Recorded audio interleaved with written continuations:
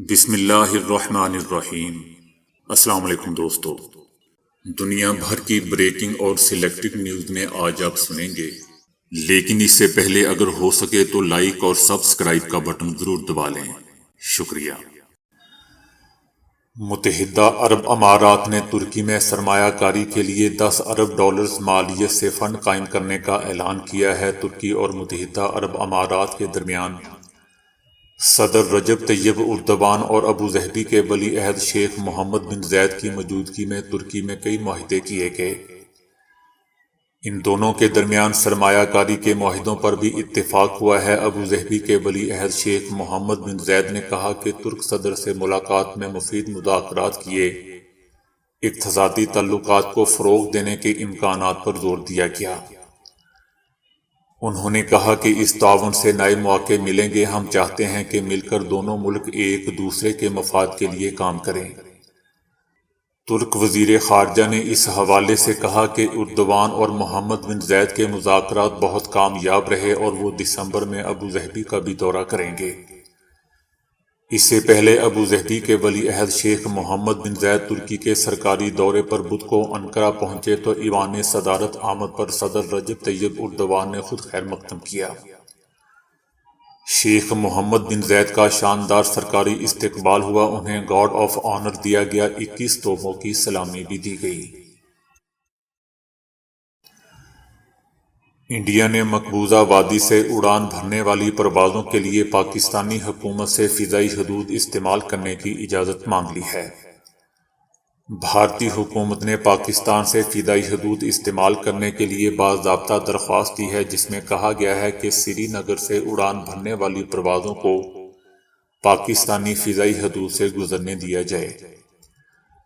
پاکستانی فضائی حدود استعمال کرنے کے معاملے پر پاکستانی حکومت نے متعلقہ اداروں سے رپورٹ طلب کر لی ہے۔ قومی سلامتی اور کمیٹی کی جانب سے رپورٹ ارسال کر دی گئی ہے، جبکہ دیگر متعلقہ اداروں کی جانب سے بھی بھارت کی درخواست کے حوالے سے رپورٹ سول ایویشن کو بھجوا دی گئی ہے۔ سول ایویشن تمام رپورٹس حکومت اور وزارت خارجہ کو ارسال کرے گی، جس کی روشنی میں بھارت کی درخواست پر فیصلہ کیا جائے گا۔ دوستو، یاد رہے کہ پاکستان نے مقبوضہ وادی سے اڑان بھرنے والی پروازوں پر پاکستانی فضائی حدود کے استعمال پر پابندی لگا رکھی ہے۔ دوسری طرف بھارتی ریاست کرناٹک میں سرکاری آفیسر کے گھر کی پائپ لائن سے نوٹ برآمد ہوئے ہیں۔ اینٹی کرپشن بیورو کے حکام نے پبلک ورکس ڈپارٹمنٹ کے انجینئر کے گھر پر چھاپہ مارا تو پائپ لائن سے پانی کی جگہ نوٹ نکل آئے۔ چھاپے میں 25 لاکھ روپے کیش اور بڑی تعداد میں سونا بھی برآمد کیا گیا۔ پائپ لائن خصوصی طور پر نوٹ چھپانے کے لیے بنائی گئی تھی۔ بھارت میں بڑے عرصے بعد سرکاری کرپٹ افسروں کے خلاف کریک ڈاؤن کیا جا رہا ہے اور اب تک متعدد کرپٹ افسروں کے خلاف کارروائی کی جا چکی ہے۔ قصے کہانیوں میں کبوتر کے ذریعے خطوط بھیجے جانے کے متعلق ہم پڑھتے سنتے آئے ہیں، لیکن گزشتہ دنوں فرانس میں ایک میاں بیوی کو حقیقت میں ایسا 100 سال پرانا خط مل گیا جو کبوتر کے ذریعے بھیجا گیا تھا۔ میاں بیوی واک کر رہے تھے جب انہیں ایک چھوٹا سا کیپسول نظر آیا۔ یہ وہ کیپسول تھا جس میں قدیم زمانے میں خط ڈال کر کبوتر کے ذریعے ارسال کیا جاتا تھا۔ جب انہوں نے اٹھا کر دیکھا تو اس میں کیپسول میں ایک خط موجود تھا۔ یہ خط جرمن زبان میں لکھا گیا تھا۔ جب اس میاں بیوی نے اس کا ترجمہ کروایا تو معلوم ہوا کہ یہ خط 100 سال قدیم تھا اور ایک جرمن سپاہی کی طرف سے اپنی آرمی کی قیادت کو لکھا گیا تھا۔ خط کے مضمون سے ظاہر ہوتا تھا کہ یہ لڑائی کے زمانے میں لکھا گیا تھا، کیونکہ اس میں سپاہی کی طرف سے اپنے پلٹن کی پیش قدمی اور جانی نقصان کے بارے میں بتایا گیا تھا۔ اگلی خبر جاپان سے ہے۔ جاپان میں پیدل چلتے ہوئے موبائل فون کی سکرین دیکھنے پر پابندی عائد کر دی گئی ہے۔ نئے قانون کی خلاف ورزی پر جرمانہ یا سزا نہیں ہوگی اور اس کا مقصد چلتے ہوئے موبائل سکرین دیکھنے کے خطرات سے آگاہ کرنا ہے۔ یاموٹو کے ریلوے اسٹیشن پر اترتے ہی یہ اعلان سنائی دیتا ہے کہ چلتے وقت سمارٹ فون کے استعمال پر پابندی ہے۔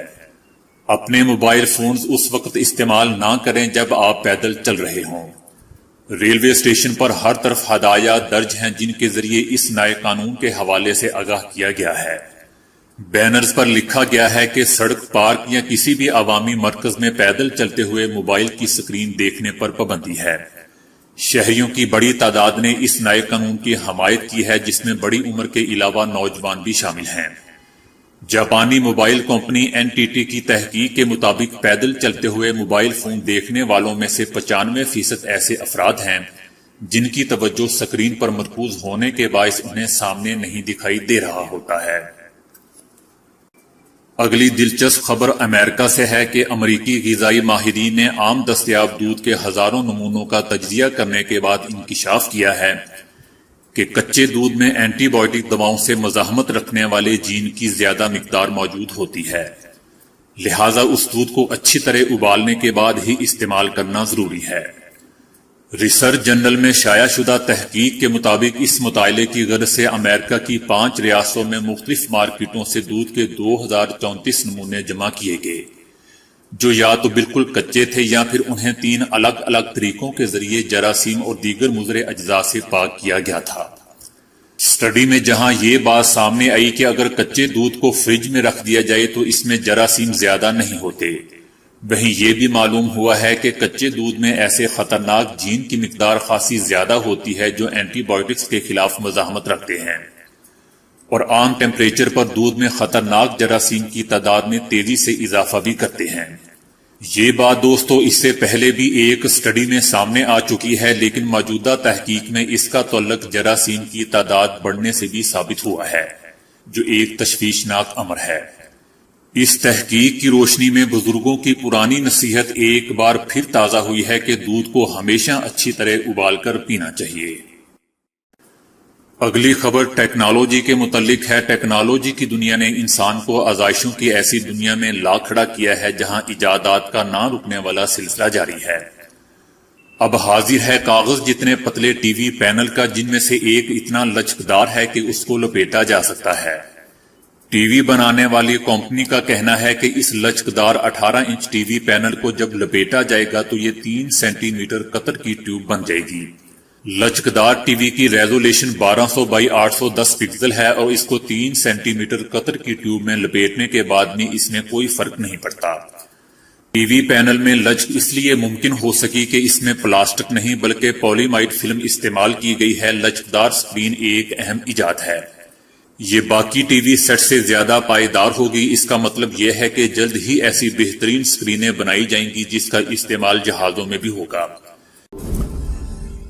انڈین ریاست مہاراشٹر میں کرونا ویکسین لگوانے پر معمر خاتون کی بینائی لوٹ آئی۔ کرونا ویکسین کے حوالے سے جہاں بہت سی منفی باتیں زیر گردش ہیں، وہیں مہاراشٹر کے واشم ضلع کی معمر خاتون نے دعویٰ کیا ہے کہ کرونا ویکسین لگوانے کے بعد ان کی بینائی واپس لوٹ آئی ہے۔ ان کی بینائی 9 سال قبل موتیا کی وجہ سے چلی گئی تھی اور انہیں دونوں آنکھوں سے نظر نہیں آتا تھا۔ خاتون کا کہنا تھا کہ اپنے رشتہ داروں کے ساتھ رہتی ہوں اور انہوں نے ویکسین کی پہلی ڈوز لگوائی تھی۔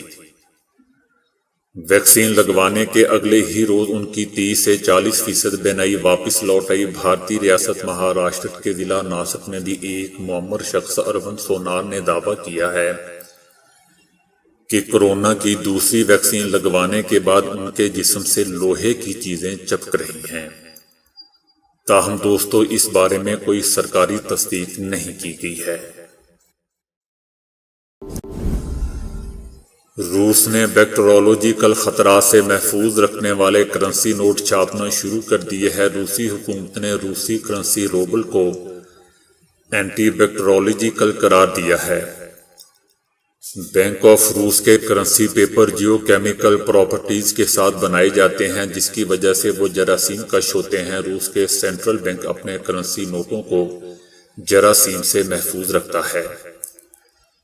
اس وقت 200 روبل کا نوٹ مائکروبیل خصوصیات کا حامل ہے، لیکن 2025 تک اپ گریڈ شدہ بینک نوٹ مارکیٹ میں دستیاب ہوں گے۔ ان کرنسی نوٹوں کا نہ صرف ڈیزائن پہلے سے بہتر ہوگا بلکہ وہ جراثیم سے بھی محفوظ ہوں گے۔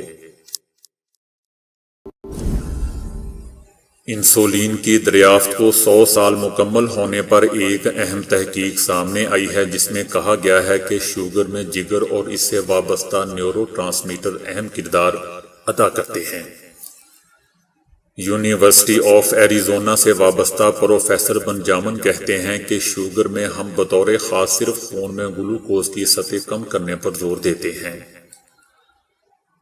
وہ کہتے ہیں کہ چربی اور چکنائیوں سے بھرا جگر انسولین کی حساسیت کو متاثر کرتا ہے۔ جب جگر پر چکنائی بھر جاتی ہے تو نیورو ٹرانسمیٹر کا اخراج بڑھ جاتا ہے، جس سے امائنو بیوٹائرک ایسڈ بڑھ جاتا ہے، جس سے دماغ کے مرکزی اعصابی نظام میں اعصابی سرگرمی یعنی سگنل بھیجنے کا عمل سست ہو جاتا ہے۔